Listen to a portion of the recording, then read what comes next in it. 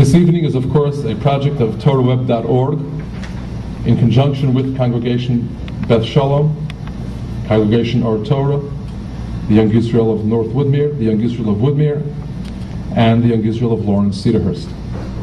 Topic: alcohol, drugs, morality among Orthodox teens. This is a very politically correct topic. We of course understand that we have come to hear about the problems of alcohol abuse, drug abuse, and the lapse, occasionally, of morality among Orthodox teens. The very fact that this kind of publicity has to be so carefully worded indicates that it is with trepidation, sometimes too much so and undue, that we approach the subject. If shuls, as many in our community have, had to put in policies concerning kiddush, waiter service or bar service, and bartending at Kadeshim as opposed to open bar, if shuls have felt the need to ban alcohol on premises, we obviously do have a problem. If the focus of an effort of the OU has to be Kiddush Club practices, we obviously have a problem.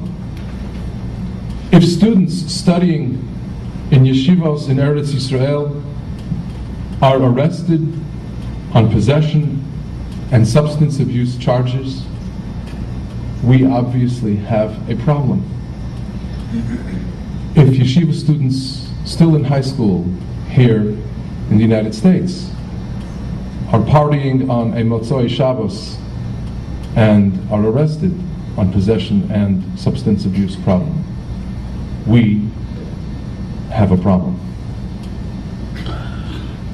If teenagers are involved in practices that are unbecoming and very, very unhealthful, to say the least, and we close our eyes and don't wish to know, acknowledge what dangerous practices some of our teens have begun to engage in, we have a problem. Torah Web, Rabbi Dr. Twerski, Rav Meir Twerski are to be credited and thanked for being willing to come, spend the time, the effort, to pointedly address some of these issues, to better guide us, to teach us what the preventatives might be, if there are any, so that we can address these problems, or even better, for the sake of our kids, avoid them altogether.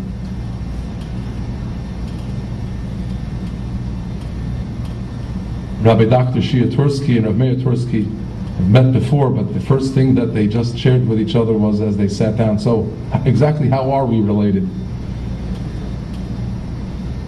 The great Rebbe of Chernobyl looks down on such wonderful descendants and says, how fortunate for all that I, my Rebbitzin, my children and children's children have been able to do and accomplish and continue to accomplish through such noble, gifted, talented, and devoted leaders in Klal Yisrael.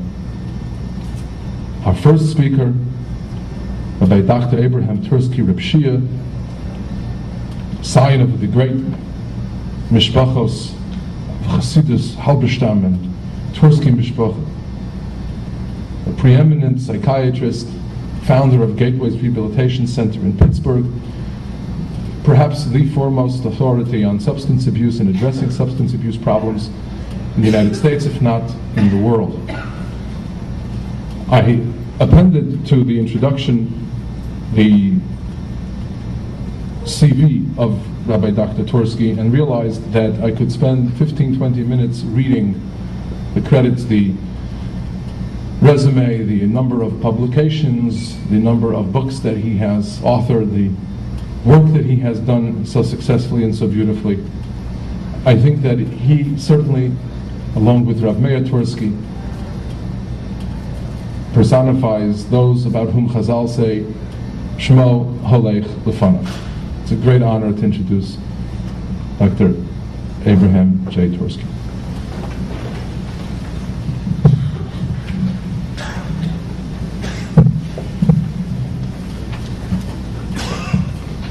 Thank you, Rabbi Teitelbaum. Good evening, everyone. I guess that if my illustrious cousin and I were to walk out now and not say a word, you'd all be disappointed. No, you came to hear something, and yet we're walking away and letting you down. But if you heard what Rabbi Teitelbaum said, and the number of times he pointed out reasons why we have to realize that when it comes to such issues as alcoholism and drug addiction and immoral behavior, that we have a problem. If you've heard that, I don't have anything more to tell you. You've got the message. As I walked in, my dear friend Reb Chaim Winter said to me, 7 years ago, he said, I was here in this very shul, and I talked about this problem, and I was laughed out of the shul. Well, I'm hoping that my cousin and I will have a better fortune, because we have a problem. Now, my concern is why I'm going to continue talking, even though I said you've heard it all. First, I do want to say one word of introduction. My dear friend, the late Charles Schultz, the author of the Peanuts comic strip, was very bright. I wrote several books together with him. And he has there one strip where he says, where somebody says to Charlie Brown, he says, you know, Charlie Brown, there are more questions in the world than there are answers. So you be the one that asks the questions. So I'm the one that asks the questions. I don't have the answers. I don't think anyone has the answers, but it's important to have the questions. And so some progress has been made. If there's a different attitude now than there was 7 years ago, but that progress isn't enough. And it isn't enough that we hear it once, and it isn't enough that we hear it 20 times. There's a fascinating story in Tanakh, in Yeshua, that gives us an extremely important message. When the walls of Yericho came down, Yeshua pronounced a curse on anyone who would rebuild the city. And he said that anyone who would rebuild the city would lose all his children during the process of the rebuilding. Years later, Chil Beis Ha'eli began rebuilding Yericho. And as he began building it, his first child died. His oldest child died. And he continued building it in full knowledge of the curse of Yeshua ben Nun. And one after another, his children died. His last child died when he set up the gates, completing the building. And Reb Chaim Shmulevitz makes a point of this. The man knew, he had the intellectual knowledge. He was aware of it. He saw with his own eyes what was happening. He was losing one child after another, and he knew why. And that didn't stop him, not because he didn't love his children, but because he didn't believe it. And you'll say, well, what do you mean he didn't believe it? He saw what was happening. And I can tell you, my friends, in my practice in the past 40 years plus, there is such a thing as denial, which means you don't believe what you see with your own eyes. Yeshaya Novi said it so beautifully. He says, Hashmein Lev Amazav, his people's hearts are fat and their ears are clogged up, their eyes are pasted shut, lest they see with their eyes and hear with their ears, and then they will have to understand. And that's what they don't want to do. Yes, the problem is ours. And I began noticing it many years ago, and for the past 25 years I've been going around speaking to Jewish communities saying there are problems out there that are ours. We are not immune to any of the problems. Regardless of how wonderful our family is, and regardless of what kind of safeguards we've taken, we are in danger, we are at risk. And I have not become the world's most popular person because of that. So I talked about the problem of alcoholism among Jews and among frum Jews. And I talked about the problem of drug addiction, I talked about the problem of spouse abuse, and I talked about the problem of molestation. We've got them all. And we're paying horrendous prices for it. As hardened as I have been through the experience, there was one time when a yeshiva bocher who had been thrown out of the yeshiva was admitted for drug addiction. And when I saw who it was, I sat down and cried. It was a very familiar name to me.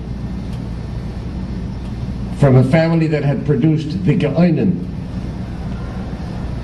in our history, up to our very own time.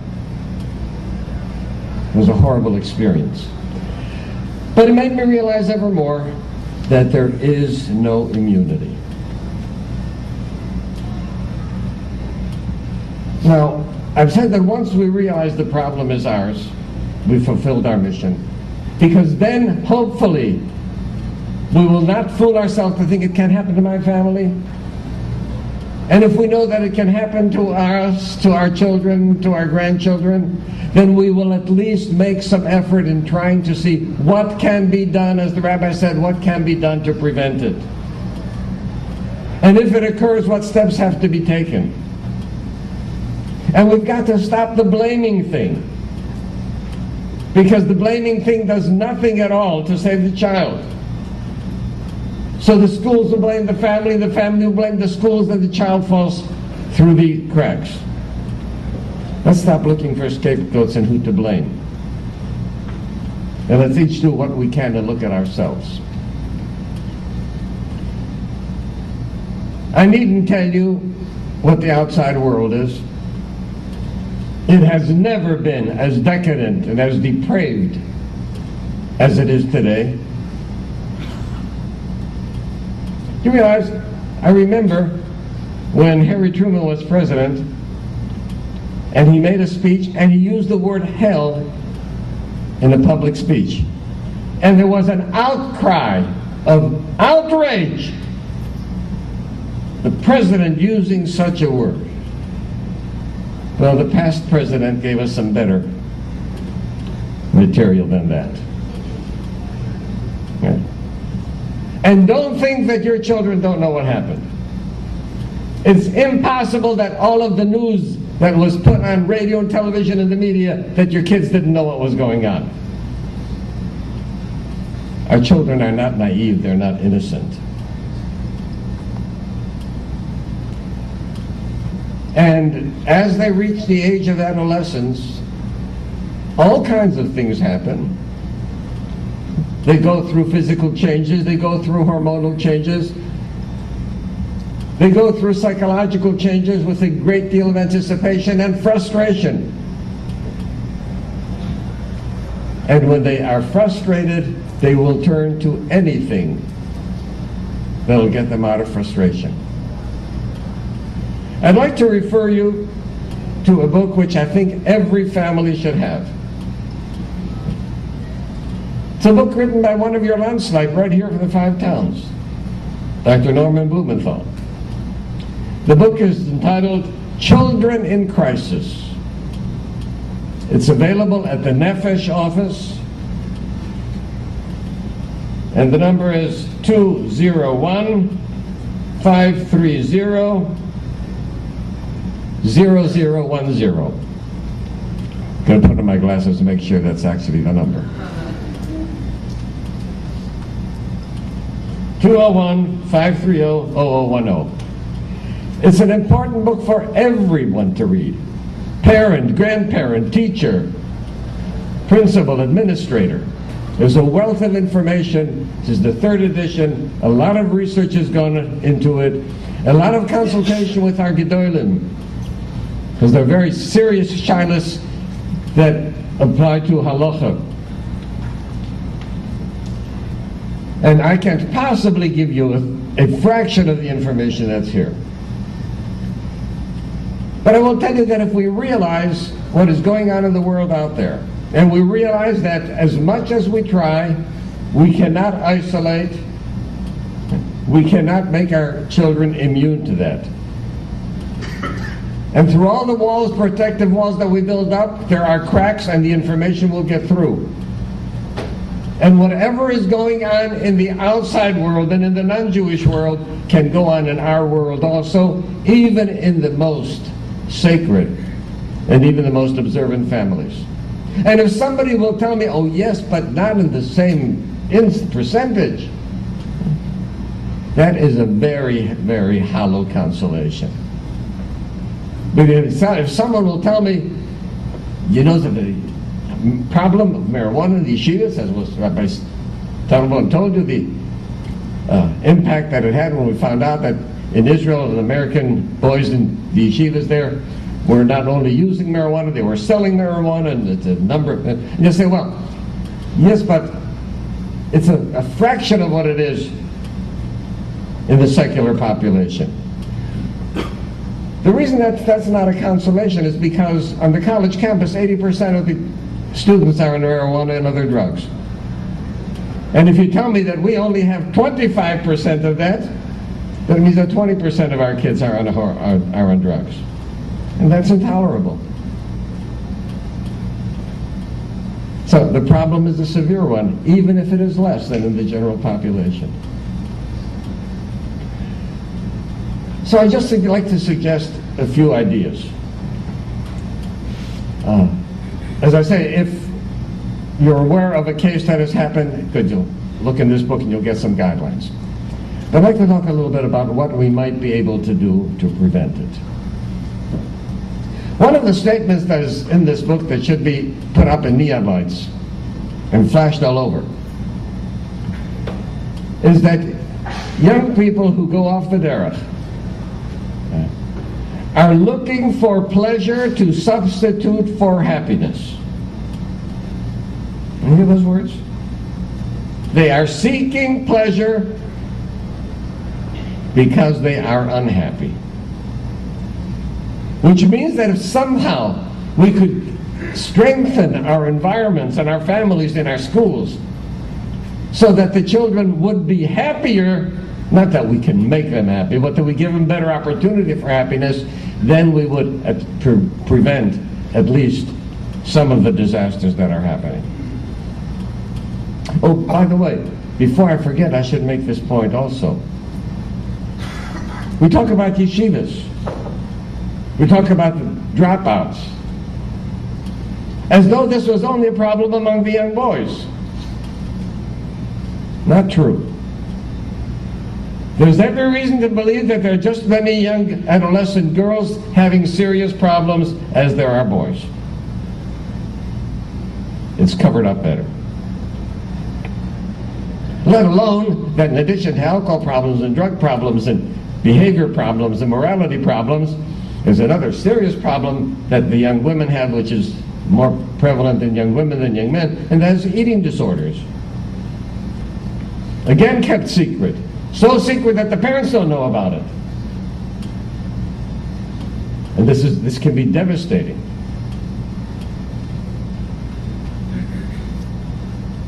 If we have a suspicion that something might be happening,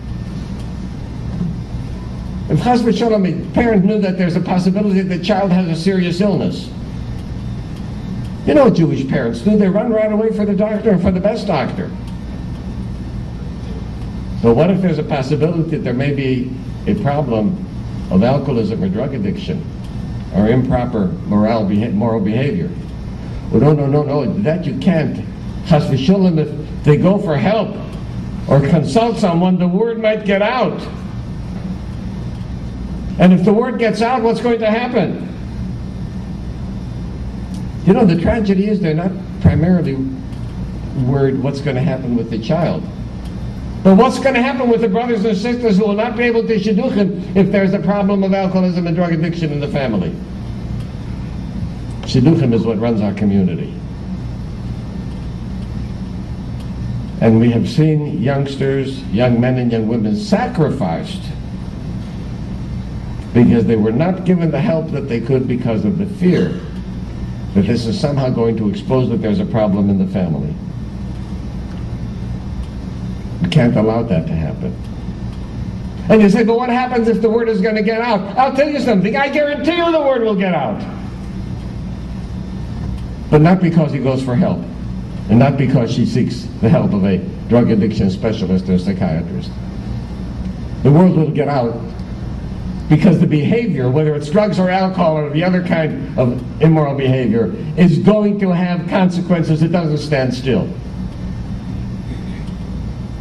And the word will get out in a much more serious and dramatic and traumatic fashion. Well, let me get back to the theme that I did want to touch about. And that is that perhaps if we increased our efforts to make our families and schools such that the child would have a better chance for happiness, maybe they would not go and look for these instantaneous and self-destructive pleasures. So what can we do? Let's start with the family. Another statement that was in this book that is a precious one. The greatest gift that you can give to your child is the love that you give to your spouse. In many, many situations, children who have problems are a reflection of the lack of shalom bayis. What I mean by the lack of shalom bayis, there is peace in the family. There's peace in the family because there's a dictatorship. You know, there's a story that a visitor to communist Russia was taken to the zoo. And the guide showed him, you're talking about Messianic area? We already have the Messianic area. And he shows them in a cage. There's a lion and a lamb in the same cage. And the visitor was struck by that. You know, he couldn't deny what he was seeing. But later on he mentioned it to someone, and the other person said, well, of course, every day they give him a fresh lamb. You can have that kind of peace, where there's a great deal of sacrifice, where there's human sacrifice. Whether the husband is the abuser or the wife is the abuser. And when I say abuse, I don't mean necessarily physical abuse. I mean disrespect to each other, lack of consideration. That's breeding grounds. That's breeding grounds for problem among children. Because the greatest thing that the children can have is security in is in the security of their parents, the security of the marriage, and the security of the home. And the love that husband and wife have for each other will filter down and will be contagious and will go over to the children. And the children too will know that they are loved.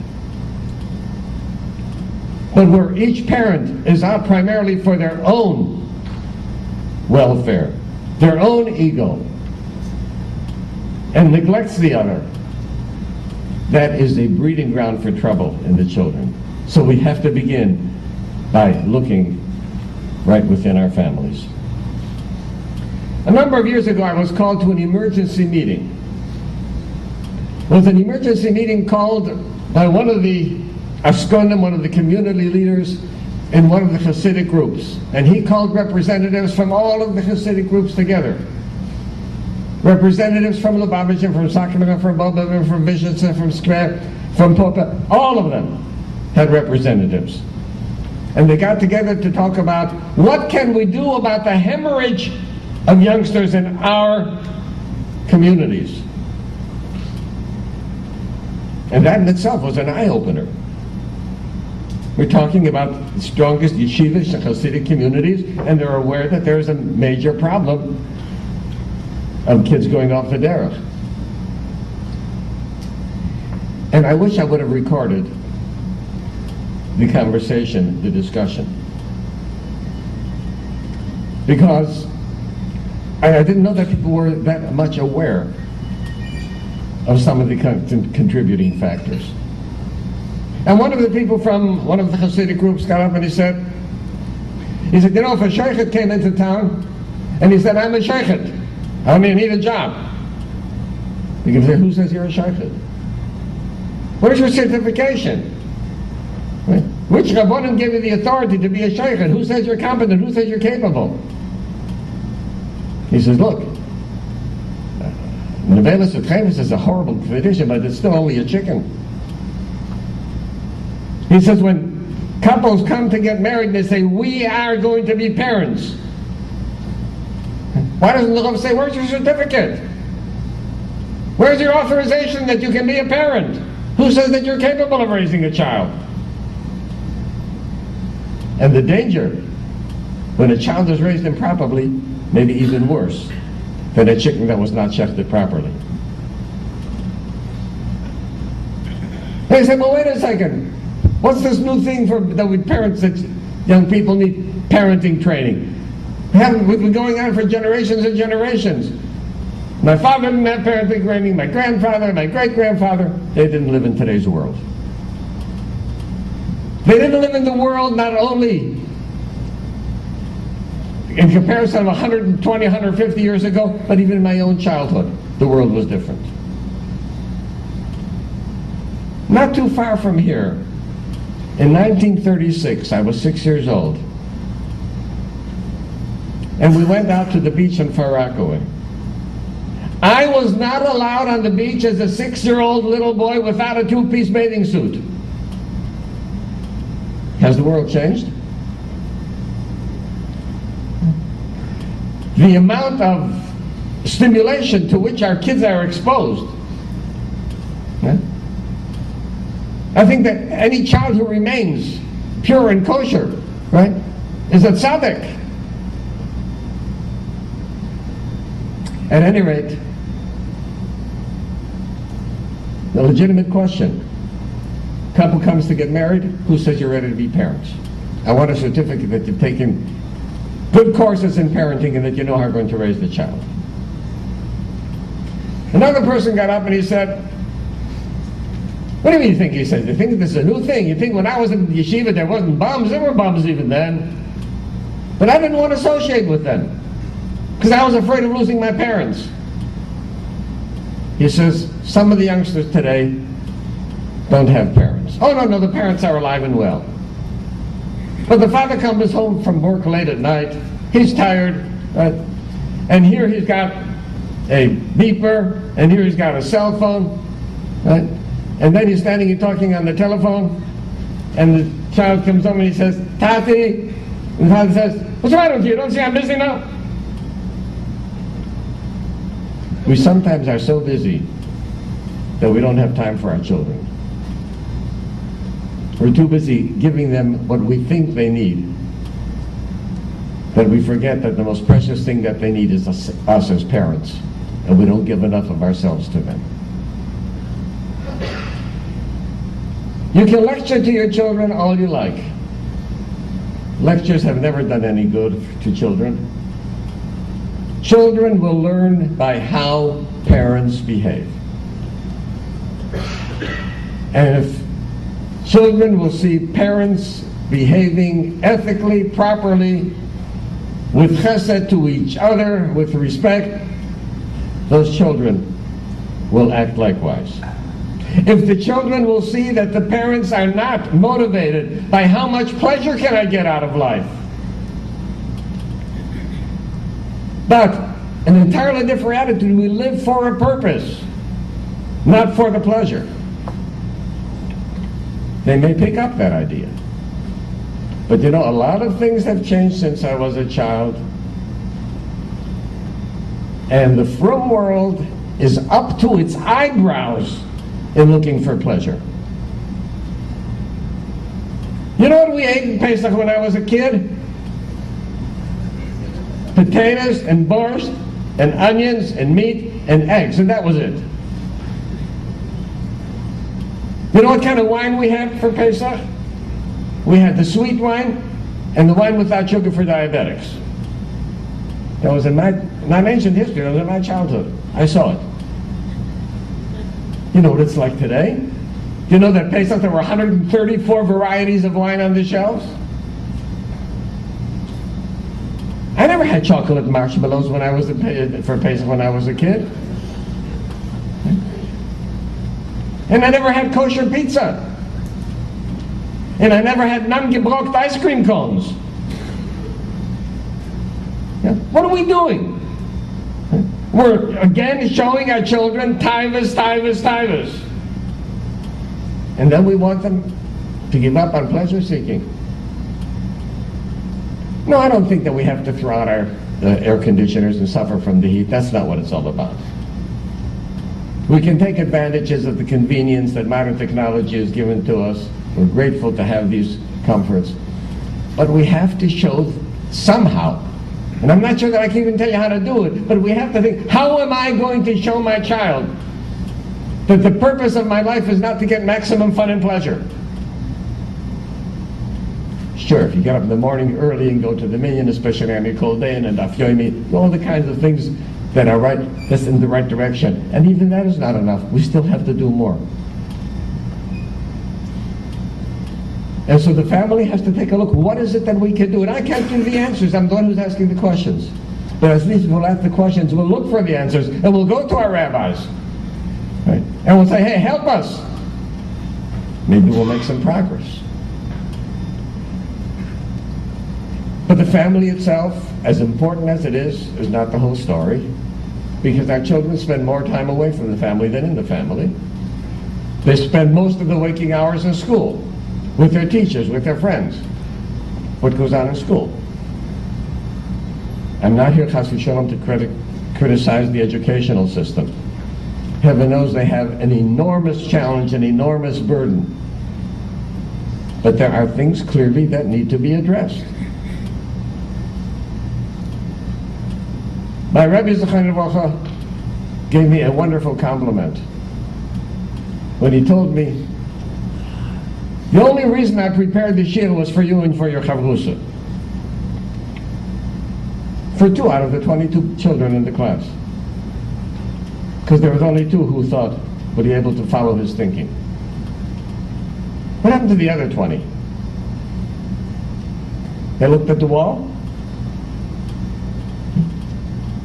And I am told that in many educational institutions, that the Maggid Shir addresses 1/3 of the class. And the other 2/3 of the class have no idea what's coming off. And nobody cares. And when children find themselves frustrated, and they find that they're not being matzliach in Yiddishkeit, not being matzliach in Torah, they're going to look for something else. Years ago, this wasn't such a major problem, because if the kid found that he was frustrated in yeshiva, he didn't have where to go to. He was stuck, so he stayed in yeshiva. Maybe he didn't become a Goen Olam, but he stayed in yeshiva circles and in that environment. He didn't have where else to go to. Today, there is where else to go to. There's a whole community of kids out on the street who are with open arms ready to welcome any newcomer. And if the kid feels he doesn't belong in the yeshiva, or the young woman feels that she doesn't belong in the seminary or the Beis Yaakov, right, there are places where he or she can find a welcoming committee. It's totally different. It's not the world that we lived in when I was a child, in many ways. And because of that, we have to look. We look for ways in which we're going to strengthen. We're going to strengthen our educational institutions. Many of our teachers are excellent. Many of them need additional training. We have to make that available to them. And it's maybe a question of dollars to be able to give them the time off to get the training that they need. So much we have to do within the school to be able to recognize when a problem comes up. Now, what do you do when a problem comes up? You know what the standard procedure is? Kick the kid out. He was caught with marijuana. Well, if you kick the kid out who was caught with marijuana, all the rest of the kids who are using marijuana are going to be twice as careful that they don't get caught. They're not going to stop. But I can understand what the administrator is saying. Well, you want me to... I have a responsibility to the institution. I have a responsibility to the other kids. I can't have a kid like this in the class. I understand that. But there's ways to deal with that if we make the effort. All I ask from educators is that they relate to every child who is given into their care as though it were their own child. And if they relate to it as if it were their own child, then they will find ways in which to deal with it properly. There's no easy solution to this. There's no easy fix to any of this. I'm using up my time, and I'm anxious to hear what my cousin has to say. And all I'm trying to do in these few minutes is to reinforce what Rabbi Talmud said. It's time that we get the blinders off of our eyes and realize that we have a problem. And I'd like to know, all of us who now have heard this, what are you going to do about it tomorrow? First thing I think you ought to do is you ought to call Nefesh office and get this book and read it. And then after you've read it once, we read it. There's things there that you won't like to hear. And that's why it's important to review it so many times. We're not going to achieve saving our kids by denying the problem. The street is toxic. The outside world is morally poisonous. I'm not even talking about the problem with internet addiction, with the horrors that has brought about. But forget about the internet addiction. Right? There's homes that, thank God, do not have internet. Some have television, some do not. I had a situation the other day where a young man told me that he had an altercation with his 11-year-old son because they were sitting and watching television, and he says, I knew that the next thing that was going to come on was something that I didn't want him to see. So I told him to please leave the room, and he said no. So I said, yes, you have to leave the room. He said, no, I'm not going. So I got up and physically pushed him out of the room. And I said, you were wrong. The kid was right. You mean it's only good for you to see, not for him? The right thing to do was to go over and turn off the television and say, we do not allow that kind of trash in our house. You know something? There's ways of impressing children. What would any of us do if we found a bug in our food? We found a bug in the soup. Do you know that most of us would pour the soup out? Disgusting. Well, who says a bug is disgusting? Do you know that when you were 6 months old, everything you saw went into your mouth? Watch your children, watch your grandchildren. Everything in the world goes into the mouth. Yeah? And if they see a little bug, right, they're going to pick up the bug and put it in their mouth. Right? So what happens then? The mother sees the child putting a bug in his mouth, and she has such a convulsion of horror and disgust that for the next 80 years the child remembers and knows that bugs are disgusting. What do you think would happen if you would say, oh, Yankala, put that bug down, that's not nice to eat? It would make no impression at all. When we see some of the disgusting things that the world is putting us before our eyes, whether it's in the supermarket checkout counter, or whether it's in the TV, or whether it's in the news media, or on the radio, right? And if we would have that kind of revulsive action, and we show how horribly disgusting this is, and actually act just as we would when we see the kid put a bug in his mouth, I assure you that the kids will have a different idea of what is proper and what is not proper. We've got a lot of homework to do. So let me suggest, my friend, don't forget what you've heard from the rabbi tonight. Right? We have the problem, not the other person. I hope that none of us would have the problem, but we all would have to be prepared. Oh, by the way, I think that all of you mothers have taken your children to the pediatrician to get immunization against diphtheria and lockjaw and whooping cough and measles and mumps and polio. Right? That's what you do when you're a good mother. I want to tell you that the chance of our children getting into drugs is much greater than they're getting any of these diseases. And we have to try and do whatever we can to immunize them.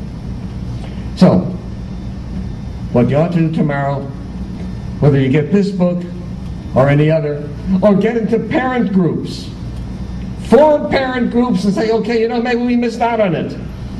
Maybe we didn't get parental training before we got married. But we can still do something now. And form groups for parental training. Never too late. And I think that the more you think about these things, the more you think about the questions, the more likelihood will be that you'll find answers. And I hope that as you do that, and as you pray for siyata d'shmaya, for help from HaKadosh Baruch Hu, that you will indeed be zeicha, that all of your children will be following the footsteps of our ancestors, and that you will have a great deal of nachas. That's my fervent wish to you. But please remember, in order to get that nachas, we have to work for it.